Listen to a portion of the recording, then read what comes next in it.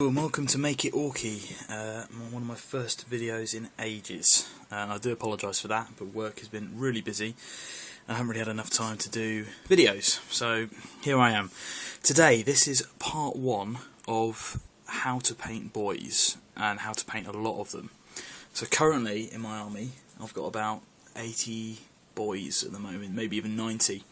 40 or 50 of which I've got to paint. So it's a mammoth task. Anybody with a swarm army has got shed loads of little dudes to paint, and it's how we find the will to actually bother to do it, how we finding a system that works for us.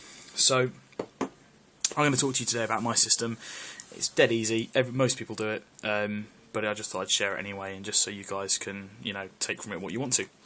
So basically what I do is I paint 5 boys at a time, and I get them all to the same level in order to achieve this, and I just basically paint in stages. Excuse the shadow, the lighting's going to be really crap, but anyway.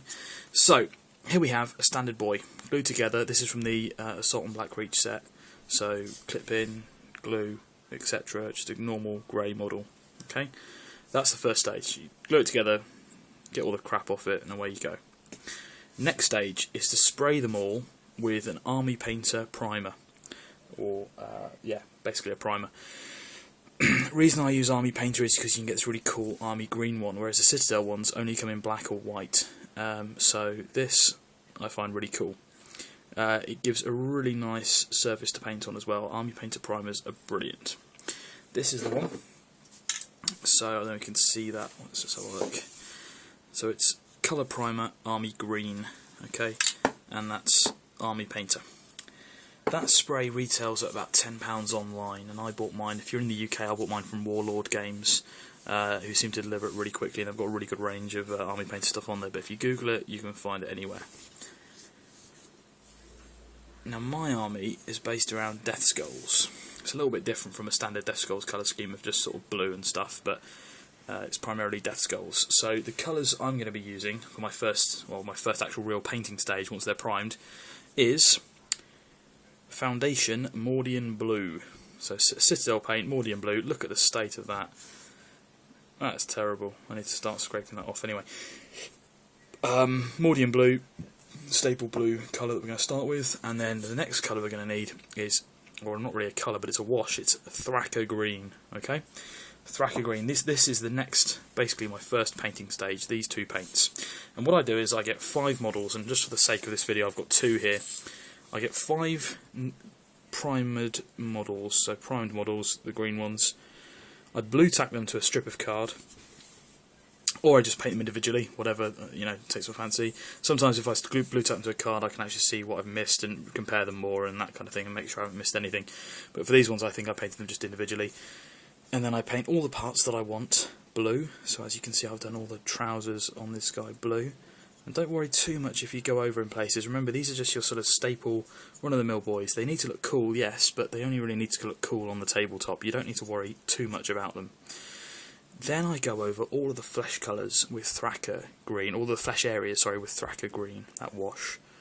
And that just fills in the recesses and really defines those recesses and gets it ready for some highlights and really some work on the skin, which we're going to come on to a bit later.